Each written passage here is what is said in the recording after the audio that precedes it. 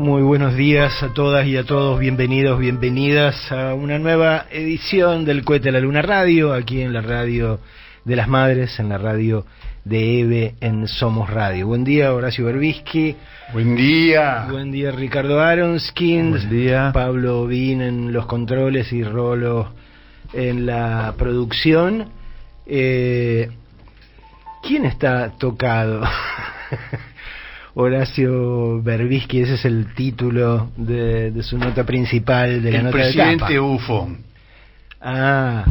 El presidente Bufón está tocado a raíz de la movilización impactante del martes 22, que a mi juicio es la más importante que ha habido en los 40 años postdictatoriales.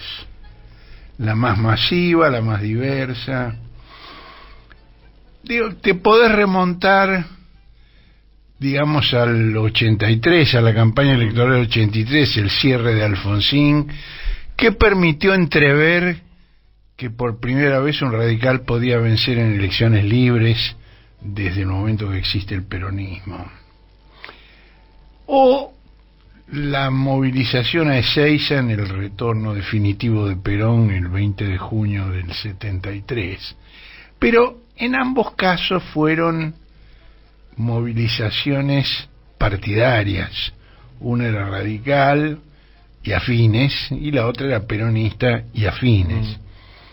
Y además una de ellas terminó en forma trágica. Es una cicatriz todavía que arde todavía en la piel de la sociedad argentina. En cambio esta no, esta fue otra cosa que ya vamos a tratar de describir. Ahora, el otro hecho notable de la semana fue la presentación de Cristina en Quilmes en la inauguración del microestadio Presidente Néstor Kirchner, y allí Cristina, digo, a mí lo que más me impactó de lo que dijo Cristina allí fue el dato que dio que con las exenciones impositivas, es decir, los beneficios fiscales de los que goza Marcos Galperín y sus mercados, que fueron 103 millones de dólares en 2023, eso equivale al dinero que el gobierno le retasea a las universidades nacionales y a sus hospitales. Escuchá cómo lo cuenta la propia Cristina.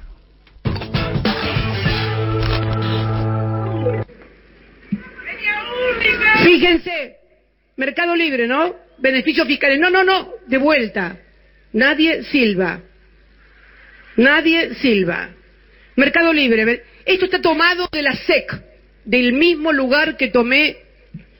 Bueno, por el régimen de economía del conocimiento en el 2023, Mercado Libre es la empresa más importante de la República Argentina y su titular es el hombre más rico de la República Argentina. Tuvo una exención impositiva por economía del conocimiento de 42 millones en seguridad social, que son los aportes para financiar a los jubilados, de 67 millones y un descuento de 103 millones de dólares. Con esos 103 millones de dólares nos sobra para cubrir todos los gastos de funcionamiento de las universidades argentinas y de los hospitales. Para los que digan, fíjate el segundo, por favor, el 10, y termino, con eso termino. Fíjense, Mercado Libre tiene el 59% de sus empleados egresados de universidades públicas. Globan, la otra gran unicornio argentino que se creó en el 2003, tiene el 71% de universidades públicas. Van a decir, viste que es antiempresaria, mirá, ellos que son... ¿Saben quién mandó al legislativo y se sancionó el primer régimen de promociones fiscales con exenciones impositivas en materia de seguridad social y en materia de impuestos a las ganancias? Néstor Kirchner, 2007, el primero.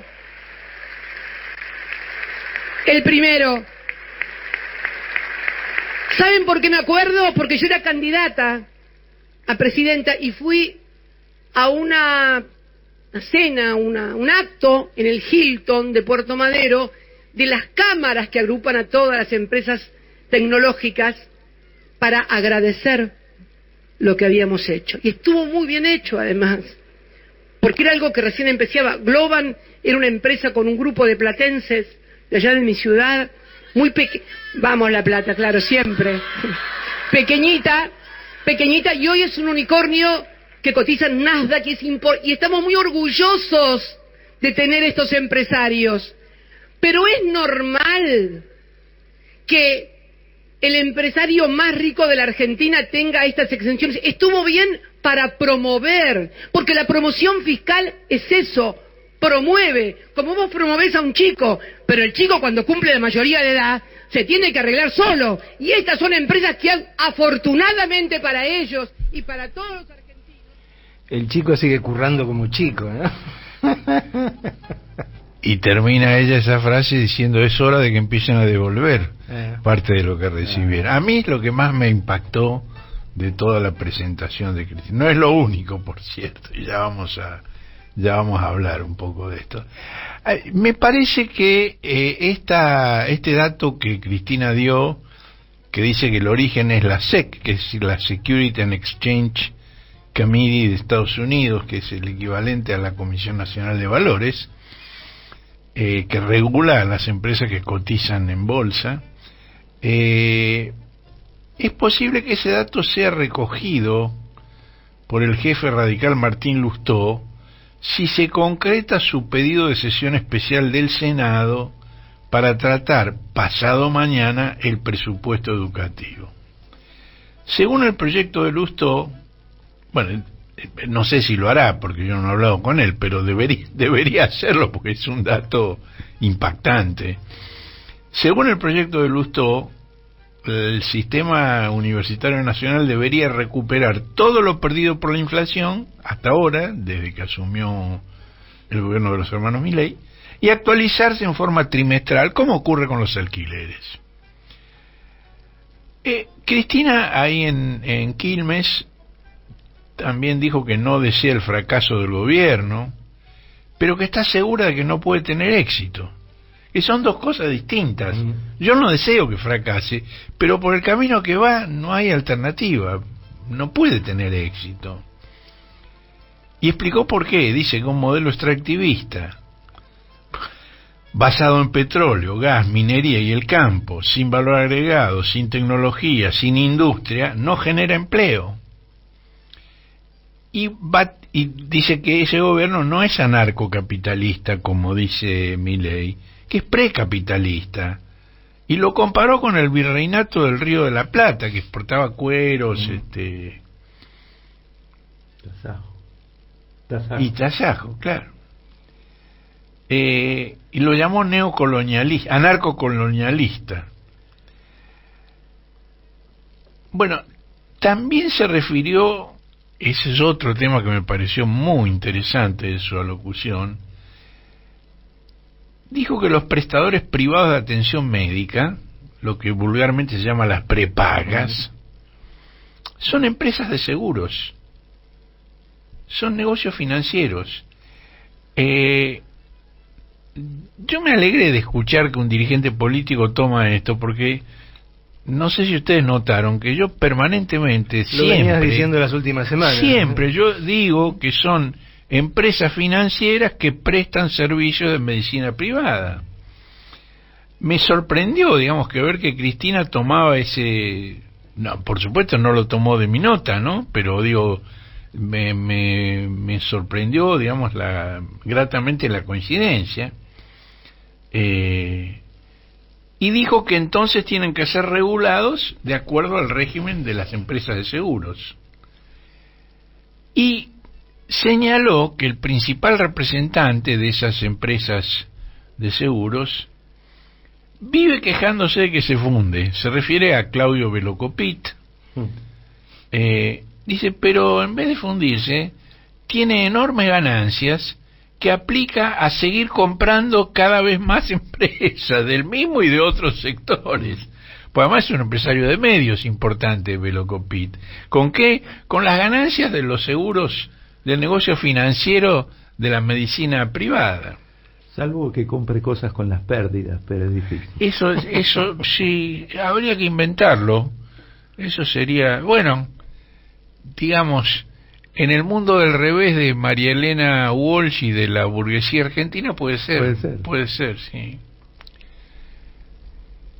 Bueno, en las redes antisociales, Cristina había vinculado antes del acto la crisis educativa con el endeudamiento externo del país, y ayer lo completó.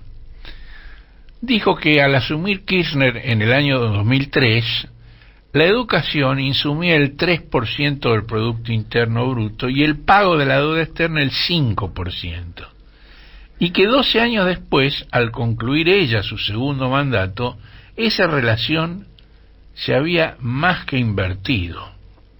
El 6,3% del producto para educación y apenas 1,5% para pagar deuda. No fue magia, volvió a decir. En cambio, no agregó ni una coma a lo que ya había expresado el jueves, luego de recibir al intendente del municipio sanjuanino de Rawson y a una de sus concejalas, que después de la interna unificaron listas opuestas del peronismo. Contarte, Cristina, que que hace poquito yo he renovado mi banca de concejal, el intendente, somos de líneas del peronismo. Mi candidato era Juan Carlos Gioja, no pudo lograr ser intendente, es Carlos. Vos eras candidato de claro, pero hemos logrado la unidad. Me parece la mejor noticia, además de todas las cosas que me regalaron, que me pueden haber dado. Me parece que es lo que hay que hacer fundamentalmente. Las únicas diferencias que puede haber, si las hay, es cuando uno piensa que hay que hacer una cosa con la economía, otro piensa que hay que hacer otra, ese tipo de cosas. Pero cuando las diferencias son a veces por un lugar en la lista, punto.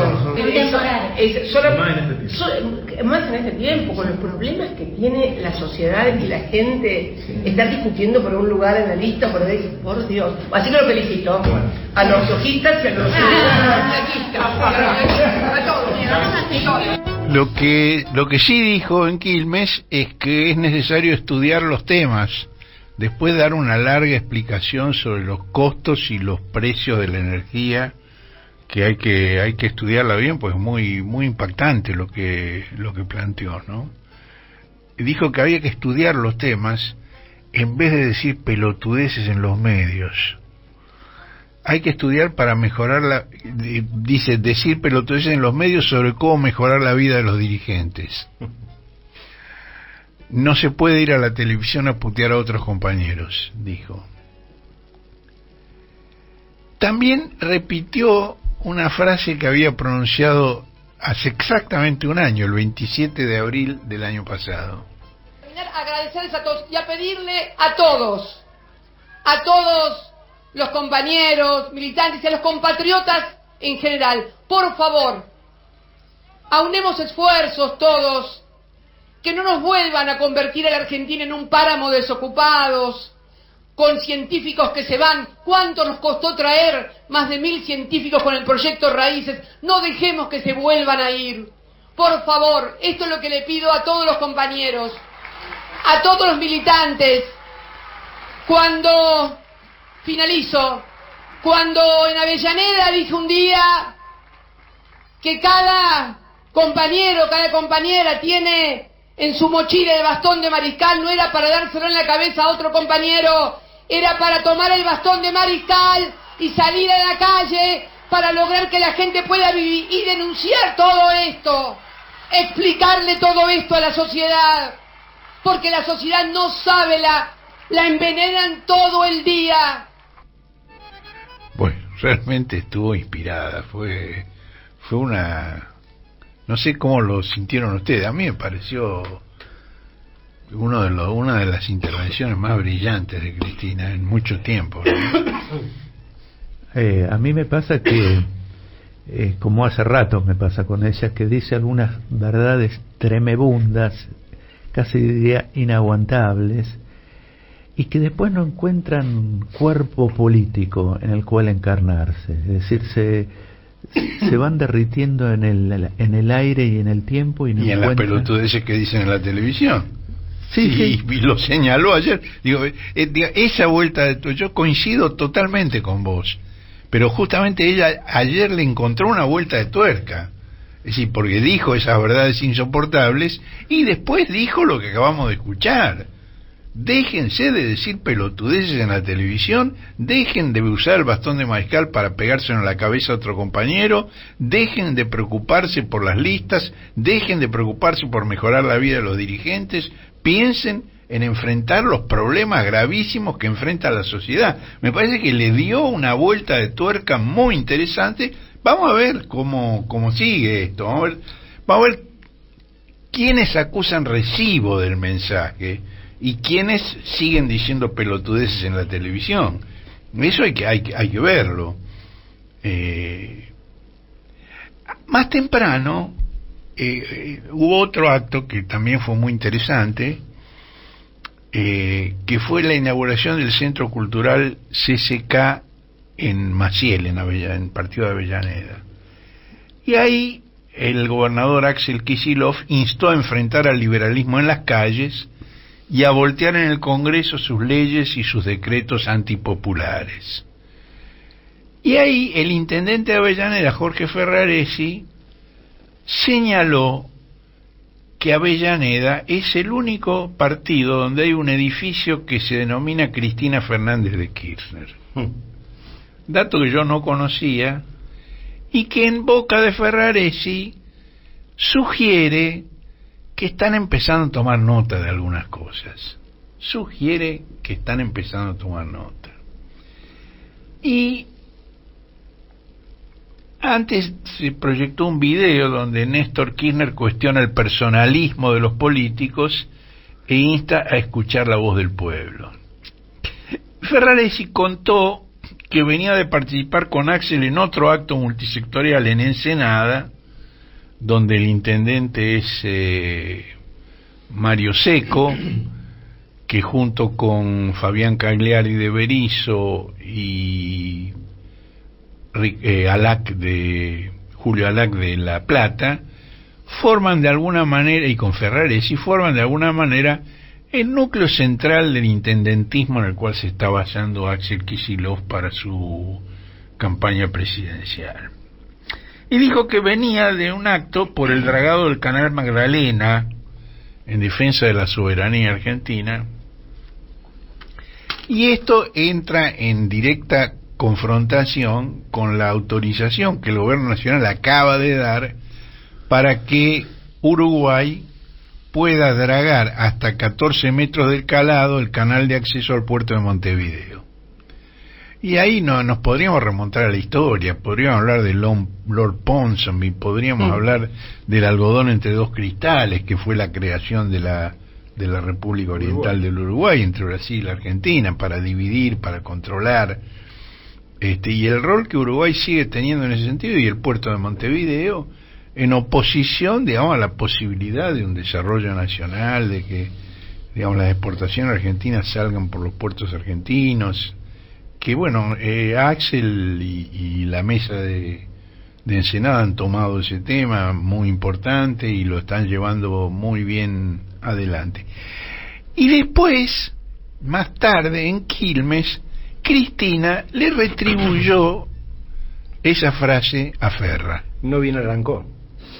Fue al iniciar, dijo que quería agradecerle la inauguración del CCK local, y digo, la altura con que Cristina maneja estos temas tan difíciles, de cómo me relaciono con alguien que está a mi sombra pero quiere salir de mi sombra y busca independizarse, y para independizarse confronta y a veces se le va la mano y confronta mal, y ¿con qué altura lo manejo? Me impresiona. Son mensajes, son sutilezas que marcan con nitidez la jerarquía de un liderazgo irreemplazable. Y en otra nota de esta edición del Cohete, donde tenemos el discurso completo de Cristina, tenemos una foto del final del acto de Cristina, donde Cristina se acercó a donde estaba la gente para saludar, y lo hizo acompañada por la intendenta de Quilmes, Mayra Mendoza, por Guado de Pedro y por Máximo Kirchner. Me parece que a buen entendedor, pocas palabras. Bueno, volvamos al sistema universitario y a la descomunal movilización del martes 22. Bueno, 2 días después, o un día después, la Cámara de Diputados quedó a solo 5 votos del quórum para tratar el mismo tema que ahora Lustó promueve en el Senado. En aquel momento los radicales se dividieron entre quienes se sumaron a la iniciativa y quienes se quedaron en sus despachos. El jefe nominal de ese sector que no dio quórum escuchó en la puerta del Congreso la opinión que su actitud le mereció a un trabajador. Sí, no. Pero una cosa, ¿cómo salió el despacho? ¡Apoyo para presupuestos, despacho tradicional! Usted tiene más datos que no tengo, obviamente, pero hacer la gente... Salió gracias a nosotros y vamos a ir a Estamos bien, pero hacer la gente le escribió otra cosa. Miren la gente lo que le escribió. Un colectivero. Pegame y llamame, Marta estaba en la puerta del Congreso hablando con los periodistas y estaba en ese preciso momento diciendo que la gente lo trata muy bien en la calle. Parece un sketch de Gasalla. Esa es una de las razones por las cuales uno entiende que por más que ataquen al Instituto de Cine y hagan todo lo posible, el cine argentino no va a morir nunca porque la realidad argentina genera cine. Claro. Esta es una escena fantástica. El tipo explicando que la gente lo trata bien en la calle, el tránsito estaba a paso de hombre y desde el colectivo el chofer se asoma y dice lo que acabamos de escuchar. Y aparte que se lee, digo, porque lo ves al colectivero y el único cartel del colectivo que se lee es dice retiro, que es lo que yo digo que era el mensaje subliminal, digo, para De Loredo, ¿no? Tomátela. Bueno,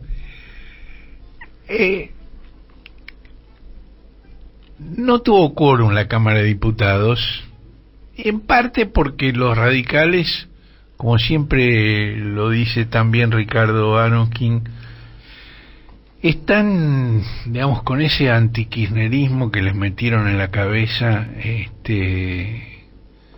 cualquier cosa antes que los confundan con el kirchnerismo. Entonces, si el kirchnerismo había pedido la sesión especial, y a los radicales les costaba mucho apoyarla. Los peronistas no tienen ningún problema y van a apoyar la solicitud de Lustó, porque además, digamos, Lustó es senador de un bloque de no sé cuántos senadores tiene el radicalismo, pero tendrás 10 a lo sumo, y el kirchnerismo tiene 33 y el quórum en el Senado es 37, está a 4. Entonces, si Lustó plantea el tema, obvio que lo van a apoyar. Y el golpe no va a ser para el radicalismo, va a ser para los hermanos Milei.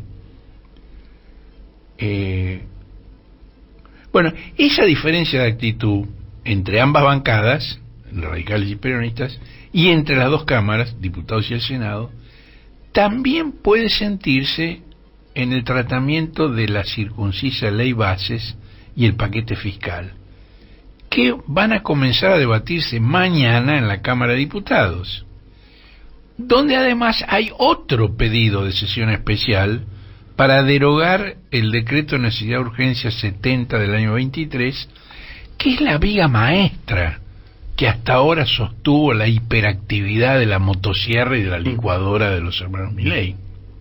Julia Estrada estuvo muy activa en la promoción de esta iniciativa política. Y de la transversalidad. Sí. Es muy inteligente nuestra compañera de Sí. mesa. Te mandamos un saludo, Juli. Bueno, en la radio no podemos mostrar las imágenes, porque además yo no quiero el streaming, no quiero meter cámaras acá. Pero te la cuento. Tenemos como ilustración de esta nota el que a mí me parece el post más ingenioso sobre la movilización en la capital federal. Lo firmó alguien que se identifica como Pampa 139. Tiene un mínimo texto que dice la libertad que quieren y la que lograron, y superponen, nosotros hemos superpuesto en la animación que hicimos en el cohete, superpone los rayos de la corona de la Estatua de la Libertad con una toma de un dron de enorme altura donde se ven la Avenida de Mayo y las dos diagonales con la multitud colmando las tres avenidas y llenando la Plaza de Mayo. Impresionante. Bueno, yo lo elegí para la ilustración del cohete porque me parece que describe muy bien el porrazo que se pegó el gobierno. Decíamos que la del 73, del regreso de Perón, tal vez haya sido más grande. Yo no hago números porque la verdad es que no hay un método incuestionable para medir. Hay muchas, pero el ojímetro sí te permite comparar. ¿Es más grande o no o es más chica, no? Además, esta fue una convocatoria absolutamente pacífica, a pesar de las provocaciones que había montado la ministra de Seguridad, Patio Bullrich, que tuvo que pegar media vuelta e irse al diablo, porque no había espacio para la provocación, había demasiada gente.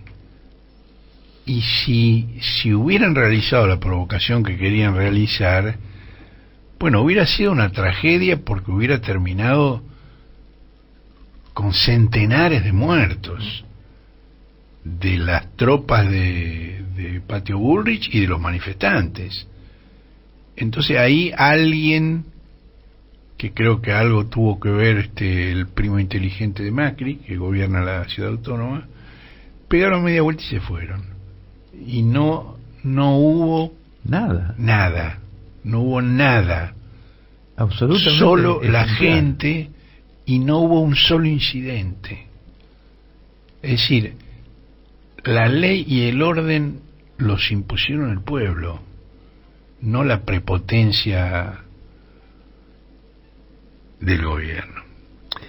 Bueno, esta concentración desbordó todas las clases sociales y todas las denominaciones políticas y logró el milagro de avenir agrupaciones antagónicas como la izquierda marxista, el amarillismo procas, todas las vertientes del sindicalismo peronista, también claro el sindicalismo trotskista, además de a otros bandos políticos que no se ponen de acuerdo ni siquiera en qué día de la semana están, por ejemplo el kirchnerismo por un lado, los seguidores de las heroínas radicales Elisa Carrió y Margarita Stolbizer, los que no se fueron con ellas y permanecieron en el partido de Balbini Frondizi, el socialismo light de Santa Fe, pero incluso los 9 diputados libertarios bonaerenses que formaron bloque aparte y declararon su compromiso en defensa de la educación pública porque dicen que es, y cito textualmente, un histórico orgullo de nuestro país. Es decir, que los hermanos Milei la tienen difícil en su propia reducida tropa.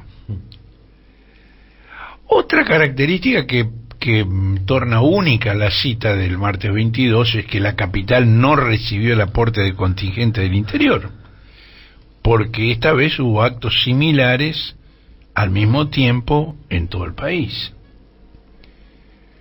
Y hoy hay una nota creo que es en Clarín, creo que es la nota del editor Ricardo Kirchner, que dice que lo que más sorprendió al gobierno y lo que más le impresiona a él es justamente la simultaneidad de enormes movilizaciones en todo el país.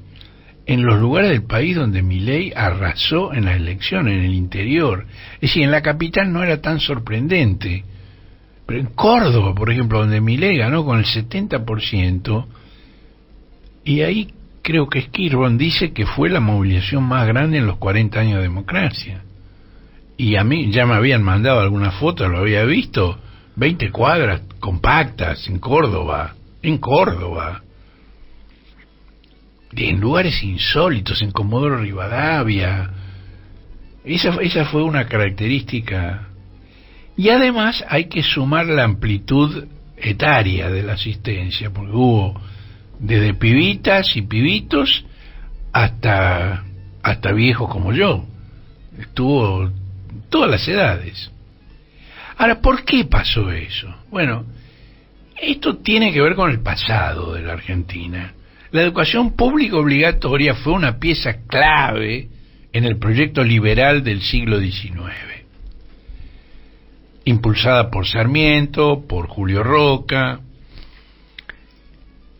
Ya en el siglo siguiente, la reforma universitaria de 1918 es la pieza identitaria central del radicalismo, de la Unión Cívica Radical. A pesar de la actitud ambigua que tuvo Irigoyen, que inicialmente intentó reprimir la toma de la universidad, y luego hizo la gran Milei, Irigoyen. Se dio cuenta de que eso no se podía parar, de que eso era muy profundo, y mandó la intervención y se allanó a buena parte de los reclamos de los manifestantes. 3 décadas después llegó la gratuidad universitaria, que es uno de los grandes orgullos del peronismo. El peronismo que también reivindica la creación de nuevas universidades en cada provincia del país y en buena parte de los municipios del conurbano bonaerense. Los liberales están tratando, yo vi una entrevista que le hicieron a Carlos Melconian en un medio del grupo Clarín, y ahí él criticó a Milei por esta posición frente a las universidades e hizo un gran elogio de la UBA, de la Universidad de Buenos Aires, e inmediatamente separó la UBA de las universidades del conurbano de las que habló pestes. Es decir, esa es una... Cuando no les queda otra que reconocer alguna cosa, de todos modos tratan de usar eso que reconocen para desacreditar otra cosa que tampoco les gusta, ¿no? Espert fue muy explícito en eso, ¿eh? Fue un ataque violento, dijo que todo el conurbano son curros, bueno, la palabra que usan actualmente para destruir todo, ¿no? Son curros, entonces no tienen nada que ver con la universidad pública gratuita y de calidad, y ahí se ve que hay un foco muy peligroso que están poniendo, ¿eh? Igual es como, digo, es uno de esos puntos neurálgicos que saltan, como en su momento el 2x1, digo, da la sensación de que es como que el pueblo argentino salta en determinadas ocasiones como a decir, con esto no se jode, con otras cosas, digo, pero con el tema de la impunidad de los genocidas, y con el tema de la educación pública, digo, como que pone una barrera, ¿no? Es decir, en esto hasta acá llegamos, y por eso es tan transversal la cosa, ¿no? Sí.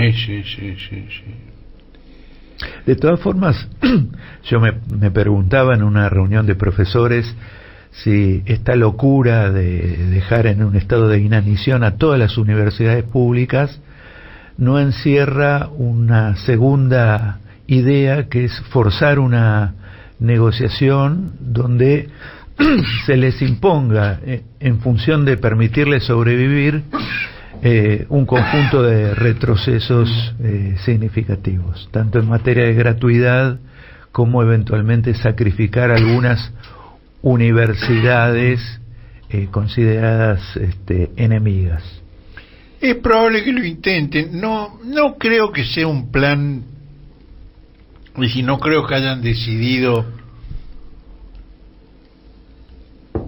vamos a hacerlo así,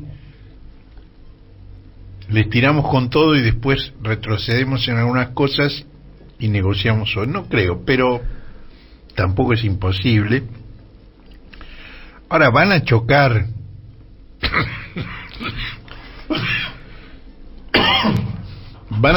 fuerte. A ver si me traen un vaso de agua. Van a chocar fuerte porque en las universidades del interior del país y en la del conurbano de bonaerense hay una enorme cantidad de chicos, de familias que nunca han tenido un universitario, que son el primer universitario de su familia, y eso es un cambio de perspectiva fundamental, y no van a tolerar que estos mamarrachos se lleven eso por delante. Lo van a defender con uñas y dientes. Hoy La Nación dice que Milei entendió el mensaje y ordenó negociar en serio y dejarse de tonterías. Vamos a ver si es cierto. Ahora, yo decía que tiene que ver con el pasado, pero también tiene que ver con el futuro, porque la devaluación, la inflación consecuente, los aumentos de precios de alimentos y otros artículos de primera necesidad, el retraso de jubilaciones y salarios, la suelta de precios de medicamentos, combustibles, transporte, alquileres, colegios privados, cuidado de la salud, han golpeado a todas las clases sociales. Y entonces me parece que las clases medias están empezando a entender que este no es un sacrificio transitorio para después mejorar, que este es un proyecto permanente y que cada día va a ser peor, y que aquí, digamos, la fantasía de los hermanos Milei y de los grupos económicos locales e internacionales que están gobernando a través del presidente, de este bufón que tenemos de presidente,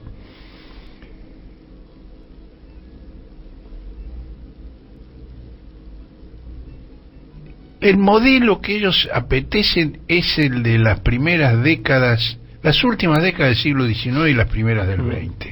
Es decir, unos pocos potentados, la Argentina del centenario. Claro. Es decir, unos pocos potentados y alrededor un ejército de menesterosos que levanta sus cosechas, faena su ganado, limpian su casa, cuidan a sus chicos. Limpian su casa, cuidan a sus chicos, le ilustran los zapatos. La Edad Media, va. Claro. Entonces, digamos, la universidad pública gratuita es de alguna manera, y es el rol que cumplió históricamente para zafar de eso, para trascender ese destino. Digo, también es cierto que esa universidad ha provisto otra clase de servicios a la clase poderosa, digamos, profesionales universitarios que también han estado al servicio de esa clase. Tampoco pasemos por alto ese tema, ¿no? Ahora, el objetivo oficial en este momento es forzar a quienes acumularon dólares con compras hormiga en los últimos años a romper el canuto y poner esos dólares en circulación. Ahora, los sectores medios que compraron dólares para proteger sus ahorros solo representan, escuchen este dato porque me parece fundamental, solo representan el 10% de quienes sustrajeron sus recursos del circuito económico del país y o los remitieron al exterior o los guardaron en cajas de seguridad. pero los sustrajeron del circuito económico, es decir, no contribuyen a producir riqueza en el país. Los que están en cajas de seguridad solo preservan, digamos, el valor, y los que se han ido fuera del país fomentan el desarrollo de otros lugares del mundo. Hay un trabajo muy ilustrativo al respecto que publicó el área de Economía y Tecnología de Flaxo en conjunto con CIFRA, que es el Centro de Estudios de la CTA, y su autor es Eduardo Basualdo. Basualdo sostiene que el 80% de lo que se fugó a partir del golpe de 1976 corresponde a grandes empresas, tanto grupos económicos locales como extranjeros, y que equivale a más de un Producto Interno Bruto.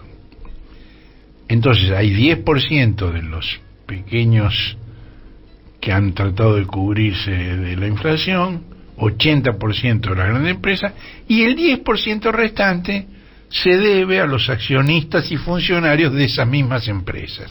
Bueno, esas son las proporciones exactas del principal problema que impide el desarrollo argentino, que obviamente no es el déficit fiscal, sino esta falta de inversión y esta fuga de capitales. ¿Esto qué quiere decir? A mi juicio, esto no lo dice Basualdo, lo digo yo. El recurso al canuto en el que confía Milei tiene un límite, que se va a sentir pronto. No solo en la microeconomía, es decir, en la economía tuya, mía, en la vida cotidiana, sino en la macroeconomía que tanto le importa al presidente Buffon.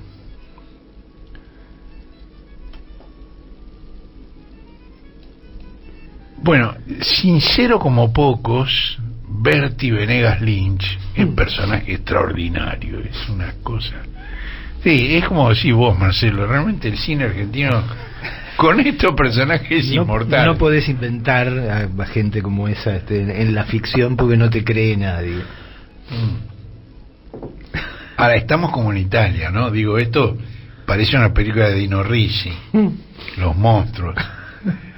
Berti llegó a decir que la educación no debería ser obligatoria, que los padres podrían decidir que sus hijos los ayuden en el taller. Bueno, este es el mismo muchachón que propuso privatizar el mar y las ballenas. El mar y las ballenas, ¿qué tal? Y eso que no hay minas, porque los podríamos mandar a los chicos a trabajar en las minas de carbón. Claro. ¿No? Ya que están. Ay, ¿cómo no hay? Claro que hay. No, pero bueno, no acá en Capital. Lo que no hay es chicos en donde están las minas, digamos, ahí habría que hacer un operativo logístico para trasplantar chicos del norte al sur, porque los chicos están en el norte, sobreabundan en el norte, y las minas de carbón están en el sur. No demos ideas. Sí, este tipo de ideas demos porque sería un quilombo. Se enredarían. Imagínate la logística de los hermanos Milei para llevar chicos. Bueno, digo, nos reímos de esto. Es una situación trágica. Es lo que hizo Roca con la campaña del desierto. Lo que hicieron es secuestrar a miles de mujeres y chicos indígenas y de hombres. A los hombres los llevaron a Tucumán y al norte a trabajar en los ingenios azucareros, y a las mujeres y los chicos los vendieron como servicio doméstico, claro, en las grandes ciudades. Tremendo. Y el tema del transporte lo solucionó Villalonga, la empresa de la familia Tornquist, que por un lado acompañó al ejército de Roca transportando todos sus pertrechos para la guerra al indio, y luego llevó a los rehenes capturados por el ejército nacional para su nuevo rol en la economía argentina. Esta es una historia, yo la he contado en mi libro Cristo Vence, porque hay denuncias muy precisas que hicieron los sacerdotes salesianos, pero las hicieron en correspondencia reservada con Don Bosco, con los líderes de la obra, pero no lo hicieron público. Públicamente participaron de la campaña, iban cristianizando. Bueno, el caso más impresionante es el de Seferino Namuncurá, hijo de un cacique, secuestrado, lo llevaron a Roma, lo llevaron al Vaticano, tuvo una audiencia con el Papa, que en ese momento era Pío IX. Pío IX elogió lo bien que hablaba italiano, Seferino Namuncurá, y poco después se murió de tuberculosis. Esa es la historia. Bueno, esto que estábamos diciendo de las minas de carbón y de los chicos del norte, digamos, es una ironía que hacemos, y que una vez que la hicimos yo descubro que en realidad sería una repetición de lo que ya ocurrió. Es decir, cuando lo dije no lo tenía en mente, pero me di cuenta después. Bueno,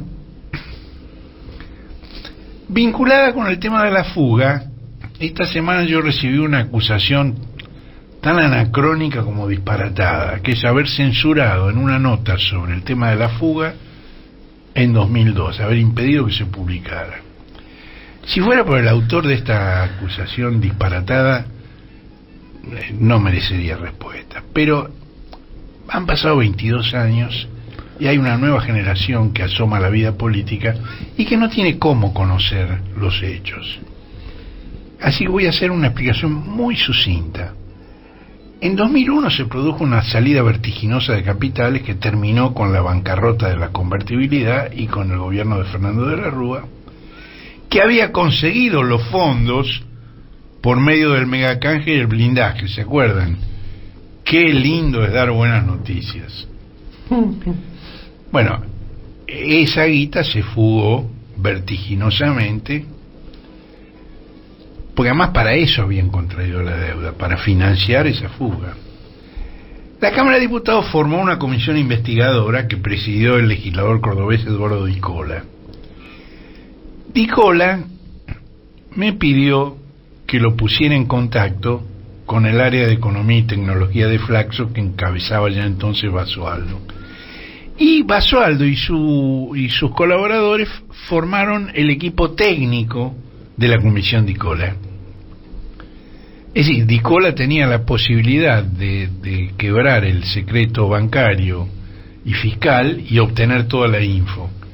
Pero después había que ordenarla, interpretarla, y ahí el Flaxo cumplió un rol muy importante. Un excelente trabajo.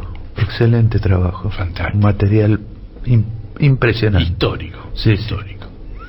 Bueno, en noviembre del año 2, la dirección del diario Página 12 me informó que un colaborador había presentado una nota con los nombres de algunos de los responsables de la fuga. Y me consultó mi opinión porque sabían en el diario que yo estaba trabajando con la comisión, que yo había hecho el puente entre Di Cola y Basualdo, y que además nadie venía publicando con más insistencia datos sobre la fuga que yo, en todo el país. Entonces yo les dije que me parece que era una divulgación prematura, que el porcentaje del universo en estudio que cubría era minúsculo, y fundamentalmente que sería utilizada por quienes se oponían al avance de la investigación, que eran muchos, dentro y fuera del Congreso. Bueno, un integrante del equipo técnico era Matías Culfas. Bueno, Culfas se dirigió a la dirección del diario precisando la inconveniencia de una publicación a destiempo. Buenos Aires, 16 de diciembre, tengo el facsímil de la nota de Culfas. Buenos Aires, 16 de diciembre de 2002. Me dirijo a usted con el objeto de aportar una serie de aclaraciones con relación al conflicto que se abriera con el periodista Roberto Navarro. En tal sentido, considero importante aclarar que en una ocasión reciente, conversando sobre el tema de la fuga de capitales, le hablé sobre el trabajo que está desarrollando la comisión investigadora, en la cual estuve colaborando como miembro del área de Economía y Tecnología de Flaxo, y le pedí que chequeara unos datos para lo cual le di acceso a un listado en forma confidencial. Cuando me volví a poner en contacto con él, me afirmó que estaba preparando una nota para publicar en el diario, situación a la que me opuse terminantemente por cuanto dicho listado constituye un avance parcial de una investigación y sobre la cual existe un trabajo más amplio a cargo de una comisión y cuya divulgación podría obstruir los avances del trabajo. Ante tal situación, el mencionado periodista afirmó que esta situación me excedía por cuanto él había obtenido la misma información por otras fuentes, cosa que jamás pudo demostrar porque no fue así, y que además orientaría el enfoque de su nota de manera tal que pareciera que la información provino de una fuente originada en la FIP. Esto último me pareció poco ético, en tanto hubiera puesto en peligro la fuente de trabajo de las personas a cargo de dicha investigación en el mencionado organismo. A pesar de mi insistencia, el periodista se negó a devolverme el listado y manifestó su intención de seguir adelante con su nota, ante lo cual decidí informar sobre la situación al licenciado Basualdo, coordinador del área, y a la mencionada comisión del Congreso. Finalmente, es mi intención dejar asentado que la información que le pasé al señor Navarro fue aportada con un compromiso de confidencialidad basado en una relación de confianza que llevaba un tiempo considerable y que por otra parte el señor Navarro no realizó investigación ni cruce de información de ninguna índole, como manifestó públicamente, sino que se limitó a utilizar el listado que le entregué personalmente pidiéndole colaboración para identificar algunos nombres y no para publicar. Sin otro particular, saluda usted atentamente, Matías Culfas. Bueno, Basualdo también se comunicó con el diario y le dijo que había obtenido un listado parcial de nombres y montos y ese periodista abusó de su relación con uno de los investigadores y no se publicó. En octubre del año 3, la comisión terminó su trabajo. La Cámara de Diputados lo aprobó y ordenó su publicación. Con lo cual, se constituyó en un documento oficial que fue enviado por la comisión a la justicia y a la AFIP. La comisión logró establecer que el 87% de las transferencias fue realizado por empresas. El 70% de ese 87% correspondió a empresas que integran la cúpula de las primeras 200 del país. Esto confirma el estrecho grado de correlación entre la salida de divisas y el capital más concentrado. Y de ahí se desprende tanto la facilidad técnica, porque son muy pocos, como la dificultad política, porque son muy poderosos, de cortar esa hemorragia, y sugiere que el camino para obturarla no es acorralar al pequeño que no conoce otra forma de cubrirse, sino regular con las facultades del Estado a los más poderosos. Actualidad absoluta. Esto es 2002, pero tiene una actualidad absoluta. La banca privada extranjera concretó el 75% de los montos transferidos al exterior en 2001. Los bancos privados, encabezados por el Citibank, el HSBC y el Río, desempeñaban un rol fundamental en la dinámica de acumulación y concentración como facilitadores de los residentes argentinos de altos ingresos, de las empresas multinacionales y de los grupos económicos transnacionalizados. Bueno, un elemento indispensable para eso es la confidencialidad, que nada de eso se sepa. Y justamente lo que Dicol había logrado era romper esa confidencialidad, debido a la crisis, al despelote que se armó en el país a partir del corralito. Bueno, en 2020, hace poco tiempo, yo cité este informe como antecedente de los listados de investigación que realizó el Banco Central respecto de la fuga dentro del gobierno de Macri, tanto de empresas como de personas físicas. E hice un análisis y un estudio de qué significa, comparando un listado con el otro, y uno intermedio que hizo Alfredo Zayat, viendo cómo se repiten las empresas y las personas, cómo son en general los mismos. Bueno, a mí la verdad, las motivaciones de este revival de una historia tan antigua no las conozco ni me interesan, pero me parece que hay que precisar la realidad de los hechos para que no sean desvirtuados por ningún criterio sobre detalles triviales. Hay otro trabajo de Cifra y Flaxo simultáneo al de Basualdo de la semana pasada, sí, ¿no? Sí. De Pablo Manzanelli, que es el director de Cifra, que considera interesante el último documento de Cristina, en el que Cristina dijo que los problemas en la balanza de pagos se producen por apertura indiscriminada de la cuenta capital, el ingreso de capitales especulativos y la toma de deuda para cubrir la salida de capitales. Fundamental.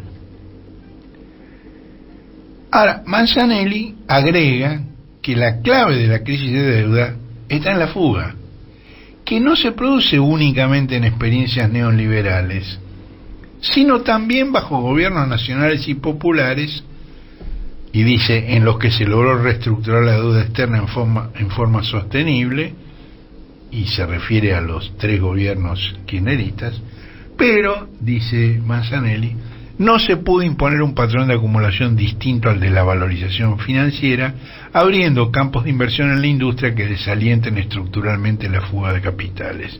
Y lo mismo, dice, ocurrió ante el gobierno del Frente de Todos, aunque en este caso no se avanzó en una reestructuración sostenible de la deuda. De todos modos, es sideral la distancia entre esos intentos fallidos de contener la fuga y la definición del actual presidente, que consideró héroes a quienes la llevaron a cabo, porque entiende, escucharlo a él, qué es lo que entiende el presidente. Entonces vieron que siempre, el kirchnerismo hizo lo mismo. Fija el tipo de cambio porque cree que es el tipo de cambio el que determina el nivel de precio, lo cual es una burrada. Entonces fija el tipo de cambio y emite. ¿Y la consecuencia cuál es? Perdemos reservas. Entonces cuando no le gusta la pérdida de reservas, entonces ¿qué hacen? Ponen los controles. Y cuando los controles no son efectivos, porque la gente se logra escapar, ¿sí? Entonces ¿qué hace? Mete ley penal cambiaria, porque entonces así, si ustedes deciden salir de la estafa del Estado, entonces ley penal cambiaria. ¿Por qué? Para que de esa manera aumente forzosamente la demanda de dinero y aumentar la base imponible del impuesto inflacionario. Un impuesto no legislado, un robo. Y después cuando yo digo que el que jugó la plata es un héroe, viene un imbécil y me hace un juicio. Es buenísimo. O sea, el chorro acusando al honesto. Más claro imposible. Por eso no ponés que casualidad que tengamos 100 años de decadencia. Si tenemos la cabeza quemada del socialismo en la sangre. El imbécil que le hizo el juicio es el ex juez Eduardo Freiler. Porque es apología del delito, si vos decís que el que fuga es un héroe. Él dice la gente, no es la gente. El 80% son las grandes empresas y el 10% son los ejecutivos de las grandes empresas. Absolutamente. Hay que unir esos datos para entender de qué se trata, porque si no... Cuando él dice que recorta el déficit fiscal, que devuelve el 15% del PBI a la sociedad, no es así. Eso lo explicás muy bien en la nota de hoy. Pero es esta lógica que vos estás marcando. Sí.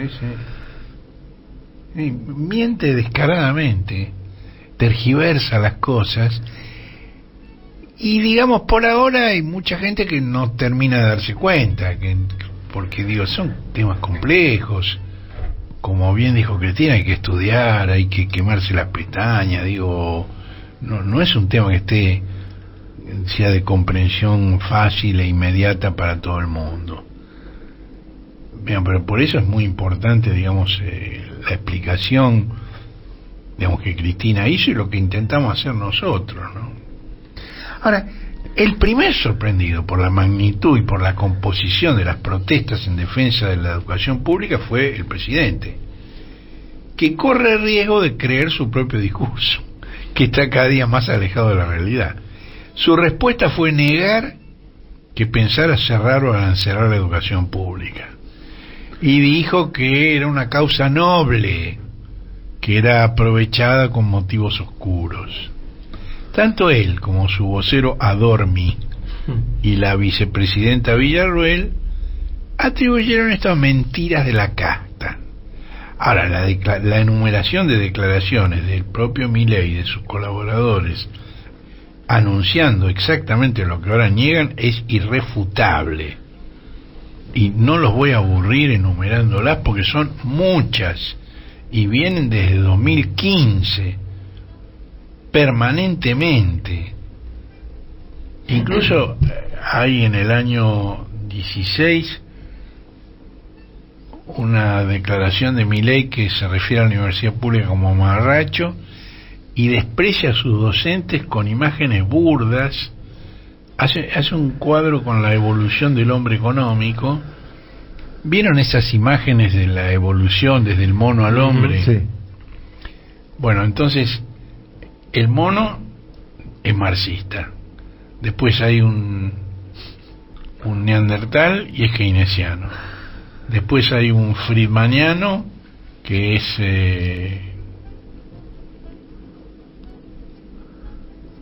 un Pithecanthropus semi-erectus, y después hay un hombre parecido a Berti que se llama austríaco.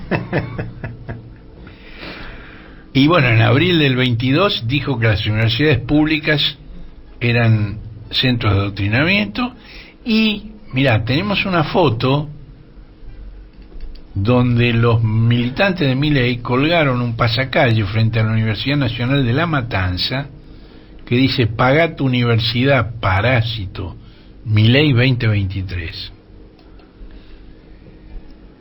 Y tan cerca como el 14 de agosto del año pasado, Milei dijo que si él llega a la presidencia, la educación dejará de ser gratuita y obligatoria, y dijo que no era un derecho.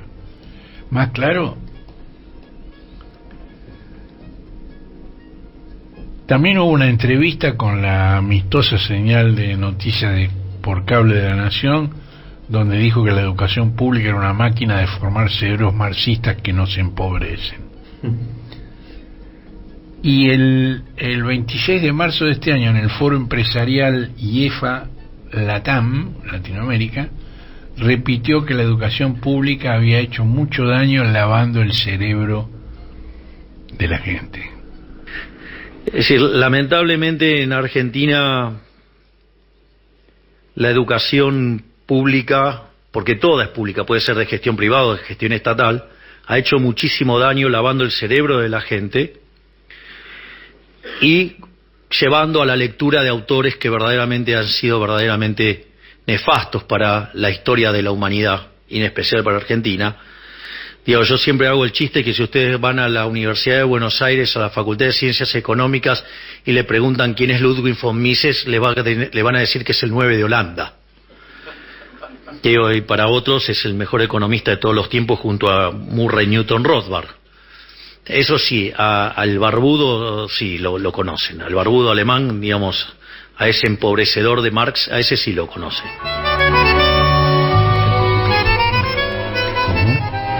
No es el capitalismo el que empobrece, es Marx. Es Marx. Bueno, y el ministro Caputo dijo que la defensa de universidad pública es un berrinche, y el funcionario específicamente encargado del tema, Alejandro Álvarez, subsecretario de Políticas Universitarias, dijo que se proponía hacer mierda el sistema público de educación superior. Literalmente. En su primer mes y medio de gestión, Álvarez y cito textualmente la fuente, les pisó el presupuesto a las universidades y las dejó al borde de no poder abrir sus puertas. Las instituciones deben hacer equilibrio con los mismos fondos que en enero del 23, licuados por 288% de inflación. Bueno, hay un análisis interesante del presupuesto del Sistema Universitario Nacional que realizó la Asociación Civil por la Igualdad y la Justicia, ASIG, que no es austríaca pero tampoco alemana, que dice que sin una ampliación presupuestaria el actual sería el nivel más bajo de financiación universitaria desde 1997. Para este año el presupuesto asignado al Programa de Desarrollo de la Educación Superior, que es el principal programa universitario, es 72% más bajo que el año anterior. La ejecución presupuestaria del primer trimestre de este año refleja una reducción del 34% respecto del mismo periodo del año anterior. Y la caída interanual en la ejecución presupuestaria de las universidades fue incluso más pronunciada que el promedio del gasto público nacional. Hay también un hilo del vicerrector de la Universidad Nacional de Buenos Aires, Emiliano Jacobiti, que dice que el 80% del presupuesto se destina al pago de salarios y muestra que los salarios universitarios y estatales desde diciembre del año 23 hasta marzo del 24, es decir, en el periodo de gobierno de Milei, crecieron la mitad que los salarios estatales y 1/3 de lo que creció la inflación. Es decir, que perdió 2/3 respecto a la inflación. Ahora, hubo una presentación de Diana Mondino, que es ministra de Relaciones Exteriores, pero su profesión es economista y es banquera, es dueña de un banco, en una reunión con miembros del establishment en el Círculo de Armas. Dijo, miren lo que Javier va a hacer, no lo que dice. Por supuesto, como Javier sobre cada tema dice sí, no, ni y todo lo contrario, esta afirmación pierde la mitad de su valor. Es más o menos lo que pasó con los salarios. Pero lo que hace está clarísimo. Hay que interesarse por lo que hace y no por lo que dice. Y lo que hace es lo que acabamos de mencionar. Bueno, los sindicatos de trabajadores consiguieron que se excluyera de la lista de empresas a privatizar al Banco Nación. Para eso la Asociación Bancaria juntó 1 millón de firmas y podaron 45 artículos de la reforma laboral, entre ellos el que eliminaba la ultraactividad de los convenios, que era la garantía de no regresividad. Es decir, quería decir que un convenio, aunque estuviera vencido, mantenía vigencia si no había uno posterior que lo mejorara. Es decir, era un muro que impedía el retroceso. Y también se eliminó la prohibición de las contribuciones solidarias de los no afiliados. Las contribuciones solidarias, brevemente hay que explicar de qué se trata, porque si contribuciones solidarias no sabés qué es. Los sindicatos le descuentan mensualmente una cantidad a los trabajadores por la gestión en defensa de sus intereses que realizan. A los afiliados, pero también a los no afiliados, porque se entiende, y esto es legal, que un trabajador que no está afiliado al sindicato también se beneficia con el convenio que mejoró su situación. El aporte del no afiliado es menor que el del afiliado, pero es muy importante para los sindicatos. Bueno, no vamos a detallar, está detallado en la nota del cohete todas las cosas que salieron y todas las cosas que quedan en ese proyecto de ley. Ahora, la forma en que avanza el gobierno de los hermanos Milei me recuerda esas películas hegemónicas de tiros y autos que avanzan disparando en todas las direcciones y sacando chispas mientras dejan piezas en el camino. Rápidos y furiosos. Rápidos y furiosos. Bueno, de ese modo el jueves consiguieron dictamen de mayoría para el proyecto de bases circuncisas que ahora comprende 232 artículos, cuando el proyecto original, que se cayó en febrero, tenía 600. Y también dictamen para el paquete fiscal, que el paquete fiscal incluye el régimen de incentivo para grandes inversiones. Para el GAFI, que es el organismo internacional que supervisa el lavado de dinero para financiamiento del terrorismo, ese régimen, que se menciona por su sigla RIGI, y los artículos del blanqueo podrían convertir a la Argentina de los hermanos Milei en una guarida fiscal. Pedazo de aviso le hizo el GAFI. ¿Ustedes leyeron mucho sobre el tema en la prensa comercial? No. Acuérdense cuando el GAFI le hizo una objeción y colocó lo que llaman zona gris a la Argentina durante el gobierno kirchnerista. Eran tapa todos los días. Ahora no dice zona gris, ahora dice puede convertir a la Argentina en una guarida fiscal, nada menos, y lo dice el organismo internacional especializado. Bueno, mañana, lunes 29, comenzaría el tratamiento en el recinto de diputados de estos dos proyectos. El gobierno tiene la ilusión de obtener la sanción de esa Cámara el miércoles y remitirla al Senado, donde anhela que se convierta en ley pocas horas antes de 25 de mayo, para poder llegar a Córdoba con la ley sancionada. Aunque ya hoy el gobierno está diciendo que no van a ir todos los gobernadores, que no van a invitar a los que se opongan, ya abriendo el paraguas, sí. Bueno, a la luz de la experiencia de febrero, tratando que no se repita, el gobierno esta vez negoció hasta que doliera con bloques legislativos, con gobernadores, con grupos de interés, en un reconocimiento tardío, pero reconocimiento al fin del principio de la impenetrabilidad de los cuerpos, que desaconseja acelerar cuando hay un muro en el camino. Bueno, para evitar que se repita la historia, decidió que el tratamiento en particular no se haga por artículo ni por inciso, sino por capítulo. Esto yo no sé si es legal, si no lo es. Supongo que ya escucharemos alguna referencia al respecto de quienes entienden más que yo del tema de los reglamentos legislativos. Ahora, las consecuencias de este reemplazo de la tijera por el martillo puede tener consecuencias todavía peores, porque de golpe, para voltearte un inciso, te voltean todo un capítulo. Esto puede ocurrir. Y el tropezón al gobierno ya lo amenaza en el artículo 1, que declararía la emergencia pública en materia administrativa, económica, financiera y energética, y delegaría su aplicación al Poder Ejecutivo por un año. Si esto no se aprueba, el resto es papel mojado.